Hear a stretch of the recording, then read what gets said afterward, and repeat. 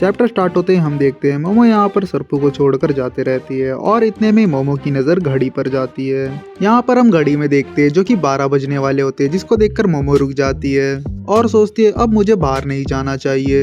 एक काम करती हूँ, मांगा कैफे में रुक जाती हूँ और सुबह होते ही वहाँ से निकल जाऊंगी। फिर मोमो को याद आता है कि वो तो एक माइनर है, इसीलिए उसे रात को एंट्री नहीं मिलेगी और मोमो कहती है ये सब रिको कासिमा की वजह से हो रहा है मेरे साथ। फिर यहाँ पर सीन शिफ्ट होता है मांगा कैफे पे। यहाँ पर सरपू होटल का फॉर्म फिल करते रहता है और फिल करने के बाद ये लोग कैफे के रूम में एंटर कर लेते हैं। रूम के अंदर आने के बाद ये दोनों आपस में बात करते रहते हैं। फिर इतने में सीन जाता है कैफे काउंटर पे। वहाँ पर जॉनी अपना हेयर सेट करते रहता है मिरर में देखकर। फिर सडनली उसे कुछ फील होता है जिसकी वजह से वो खड़ा हो जाता है। फिर वापस से सीन जाता है मोमो और सरपू की तरफ। यहाँ पर मोमो फाइट करने की वजह से थक जाती है और बैठे बैठे सोने लग जाती है। ये चीज अपना सरपू नोटिस कर लेता है और सही मौका देखकर सलवार से तलवार निकालता है और उस तलवार को मोमो की तरफ ले जाता है। फिर सडनली डोर पे नॉक होता है। नॉक की आवाज सुनकर सरपू की फट जाती है, जिसको सुनकर सरपू अपना तलवार सलवार के अंदर डाल लेता है और मोमो यहाँ पर नॉक की आवाज सुनकर उड़ जाती है। फिर यहाँ पर डोर के बाजू से जॉनी बोलता है गलती से मेरे से आपकी डिटेल्स इरेज हो गई है, क्या आप बाहर आकर अपनी डिटेल वापस से फिल कर सकती हो क्या?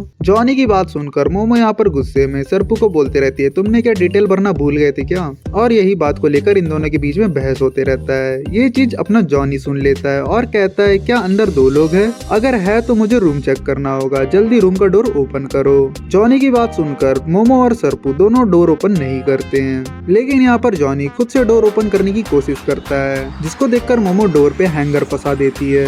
ये चीज जैसे ही जॉनी नोटिस करता है उस हैंगर को तोड़कर अंदर आ जाता है। जैसे ही जॉनी रूम के अंदर आता है उसे सिर्फ रूम में सरपू ही दिखाई देता है। ये चीज देखकर सरपू बोलता है जॉनी को तुम ऐसे ही रूम के अंदर नहीं आ सकते क्योंकि मैं तुम्हारा कस्टमर हूँ, तो थोड़ी सी प्राइवेसी मेंटेन रखा करो अपने होटल पे। इतने में जो जॉनी होता है सरपू के कंधे में हाथ रख के बोलता है मैं तुम्हें पसंद करता हूँ, क्या तुम मेरी GF बनोगी? Why are you gay? Who says I'm gay? You are gay.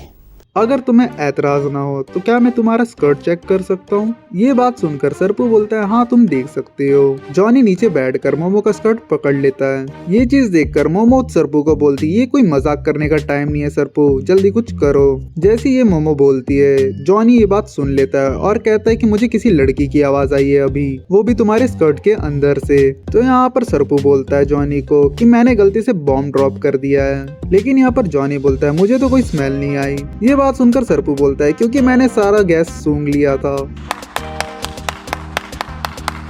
इतने में जॉनी ये बात सुनकर पूछता है क्या मैं तुम्हारा पैंटिस चेक कर सकता हूँ? तो यहाँ पर सरपू बोलता है हाँ तुम देख सकते हो। हरामी हो।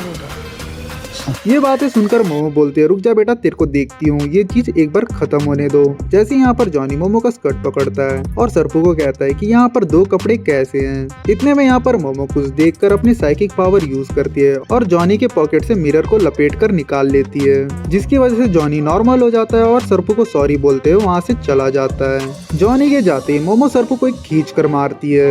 यहाँ पर सरपू बकलोली करते हुए बोलता है मेरा रिजेक्शन अभी अभी हुआ है और तुम मेरे साथ ऐसे कैसे कर सकती हो मोमो? फिर यहाँ पर मोमो सरपू को बोलती है कि जब जॉनी ने टी शर्ट उठाया था तब मैंने उसके पॉकेट में एक मिरर देख लिया था, तब मैं समझ गई थी ये सब उस बुढ़िया रिको कासिमा का करा हुआ है। तब मुझे ग्रैनी की बात याद आ गई थी कि सभी मिरर्स को कवर कर देना चाहिए जब रिको कासिमा पास हो तो।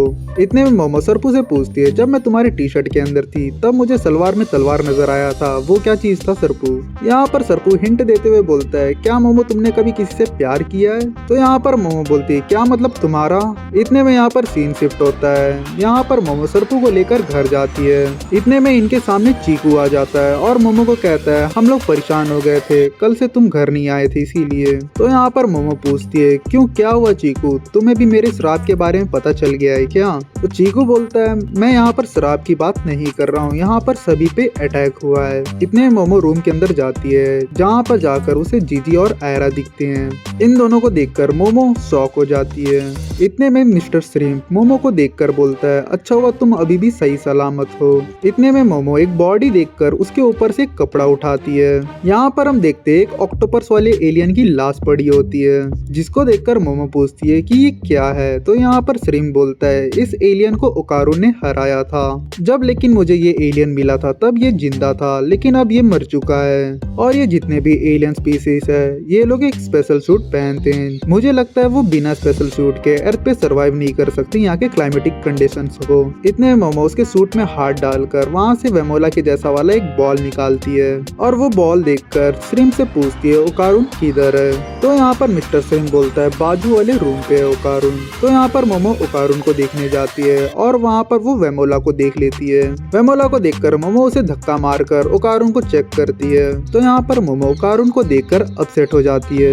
इतने में मिस्टर श्रिम्प बोलता है ओकारून की कंडीशन बहुत खराब हो चुकी है, इसके लंग्स में ब्लड और कफ भर चुका है, जिसकी वजह से ओकारून को सांस लेने में तकलीफ हो रही है और इसका दिल की कंडीशन भी सही नहीं है। इतने में वेमोला मोमो का नाम लेती है, जिसको सुनकर मोमो को गुस्सा आ जाता है। इतने में मोमो वेमोला पे अटैक कर देती है और कहती है कि तुम भी उन एलियंस जैसे ही हो, जल्दी अपना मास्क निकालो और अपना असली रूप दिखाओ। ये चीज देखकर श्रिम्प मोमो को रोकने की कोशिश करता है। तो यहाँ पर मोमो बोलती है उन हरामियों ने जब मुझ पर अटैक किया था तब उनके मुंह से वेमोला का नाम सुना था मैंने, और ऊपर से वेमोला के पास उस ऑक्टोपस जैसा दिखने वाला एक बॉल भी है। अब इसका मतलब मैं क्या समझू श्रिम्प। फिर यहाँ पर मोमो वेमोला को कहती है चुड़ैल जल्दी से अपना असली रूप दिखा दो। फिर इतने में वेमोला काइजू सूट से मोमो पे अटैक करके वहाँ से बाहर भाग जाती है और मोमो उसके पीछे भागते हुए बाहर आ जाती है। बाहर आकर मोमो वेमोला को देखती है और बुरा भला सुनाने लग जाती है और कहती है कि आगे से मेरे सामने मत दिख जाना वरना मैं तुम्हारा मर्डर कर दूंगी। ये बातें बोलकर मोमो साइड से पत्थर उठाने लग जाती है और वेमोला पर फेंक के मारती है। और इतने में वेमोला जो होती है काइजू सूट की हेल्प से वहाँ से गायब होकर वहाँ से निकल जाती है और यहीं पर चैप्टर एंड होता है।